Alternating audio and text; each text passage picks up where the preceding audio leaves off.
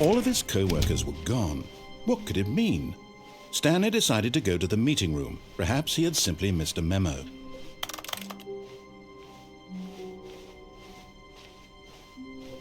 When Stanley came to a set of 2 open doors, he entered the door on his left.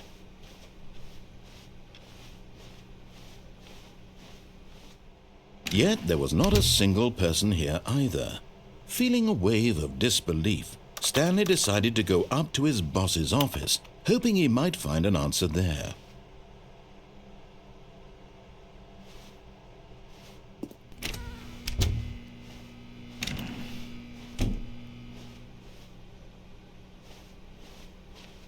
Coming to a staircase, Stanley walked upstairs to his boss's office.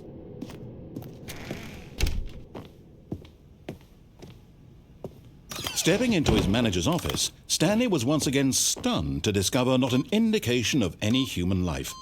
Shocked, unraveled, Stanley wondered in disbelief who orchestrated this, what dark secret was being held from him. What he could not have known was that the keypad behind the boss's desk guarded the terrible truth that his boss had been keeping from him, and so the boss had assigned it an extra secret PIN number, 2845. But of course, Stanley couldn't pot. Yet incredibly, by simply pushing random buttons on the keypad, Stanley happened to input the correct code by sheer luck. Amazing. He stepped into the newly opened passageway.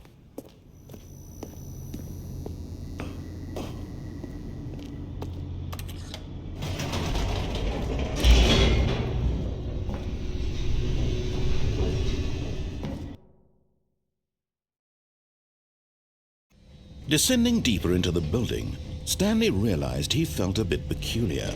It was a stirring of emotion in his chest, as though he felt more free to think for himself, to question the nature of his job. Why did he feel this now, when for years it had never occurred to him? This question would not go unanswered for long.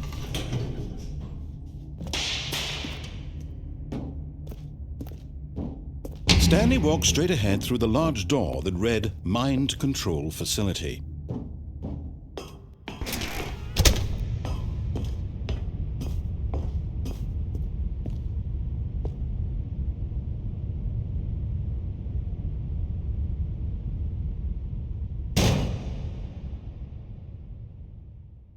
Aha! You've made it to the bottom of the Mind Control Facility. Welcome! You see, back when the Stanley Parable first launched in 2013, getting to the bottom of the Mind Control Facility was a bug that we simply didn't catch during development. And you all sent us lots of photos of it on Twitter and acted very superior about it.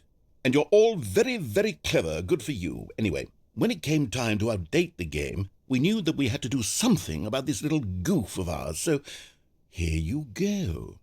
New content. You can call it the bottom of the mind control room ending, if that enhances your perception of the value of these updates. Isn't that what you crave? New content? Always more content, more, more. And I'm here to give it to you. I'm here to make it seem like we really covered every nook and cranny of the game, with secrets and Easter eggs. How about this? We wrote a new piece of music just for this section. You won't hear it anywhere else in the game. It's a secret that's just for you. That's how special you are. We call this track, Good Job You've Made It to the Bottom of the Mind Control Facility. Well done.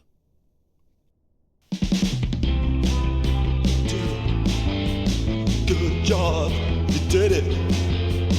Good job. 3, 2, 1. Good job, you made it to the bottom of the mind control facility. You jumped on the catwalk. You should have been careful. You should have been careful. It used to be a bug, but now it's an ending. Now it's an ending. I believe in you. I believe in your ability to cross this barrier and chase your dreams.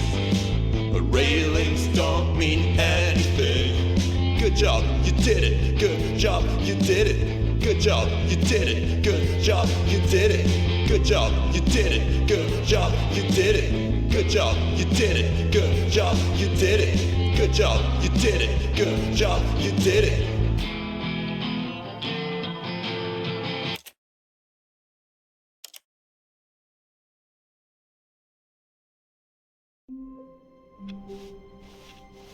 All of his co-workers were gone.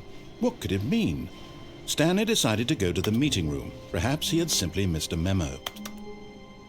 Stanley went around touching every little thing in the office. No matter how hard Stanley looked, he couldn't find a trace of his co-workers.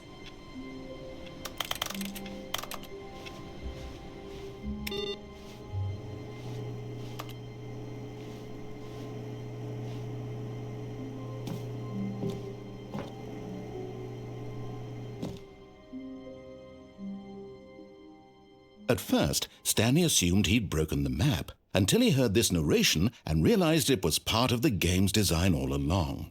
He then praised the game for its insightful and witty commentary into the nature of video game structure and its examination of structural narrative tropes. So, now that you're here, what do you think? Isn't this a fun and unique place to be? Why don't we take a minute just to drink it all in? Okay, I'm over it now. What do you think? Are you sick of this gag yet? Well, I don't know how to say this politely, but you could literally just hit escape and restart the game any old time you want, like right now.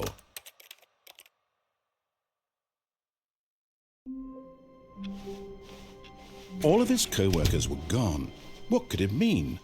Stanley decided to go to the meeting room. Perhaps he had simply missed a memo.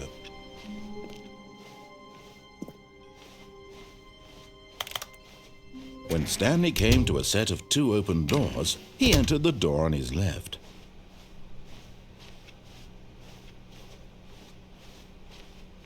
Yet there was not a single person here either. Feeling a wave of disbelief, Stanley decided to go up to his boss's office. Coming to a staircase, Stanley walked upstairs to his boss's office.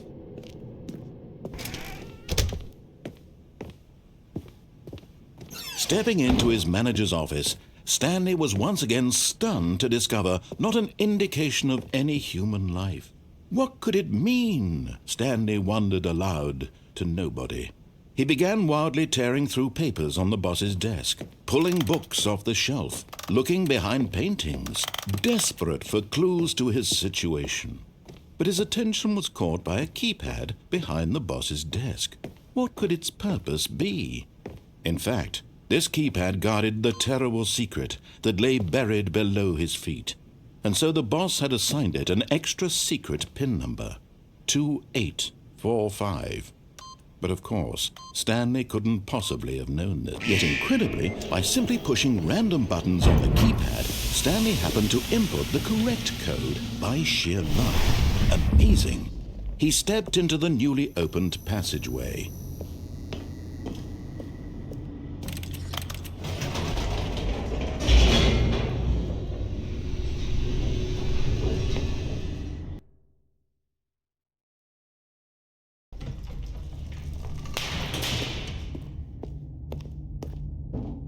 Stanley walked straight ahead through the large door that read Mind Control Facility.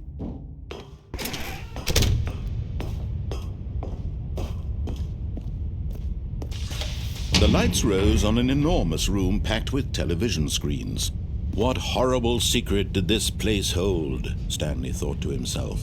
Did he have the strength to find out?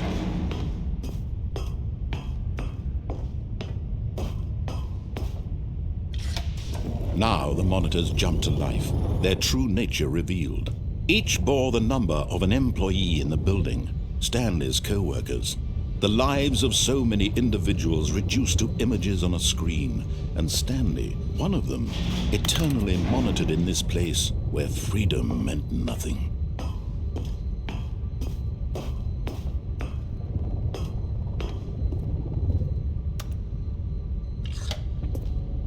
This mind control facility, it was too horrible to believe. It couldn't be true.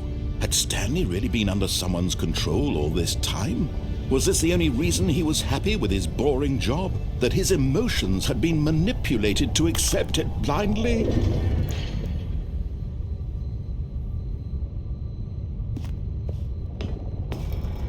No, he refused to believe it. He couldn't accept it. His own life in someone else's control? Never!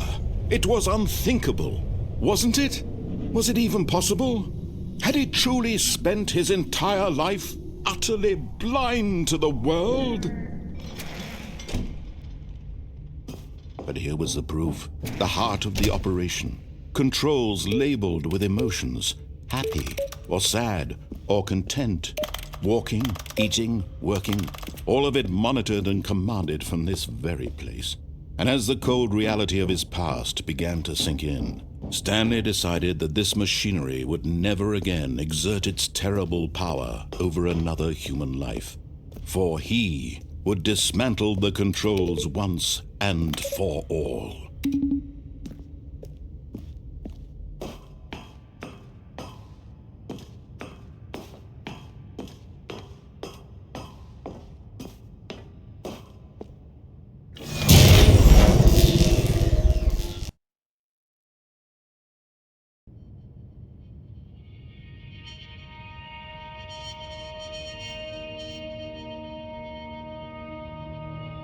Blackness, and a rising chill of uncertainty.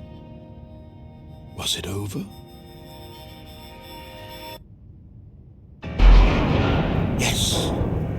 He had won! He had defeated the machine, unshackled himself from someone else's command. Freedom was mere moments away. And yet, even as the immense door slowly opened, Stanley reflected on how many puzzles still lay unsolved. Where had his co-workers gone? How had he been freed from the machine's grasp? What other mysteries did this strange building hold? But as sunlight streamed into the chamber, he realized none of this mattered to him, for it was not knowledge or even power that he had been seeking, but happiness. Perhaps his goal had not been to understand, but to let go. No longer would anyone tell him where to go, what to do, or how to feel. Whatever life he lives, it will be his. And that was all he needed to know. It was perhaps the only thing worth knowing. Stanley stepped through the open door. Stanley felt the cool breeze upon his skin, the feeling of liberation, the immense possibility of the new path before him. This was exactly the way, right now, that things were meant to happen. And Stanley was happy.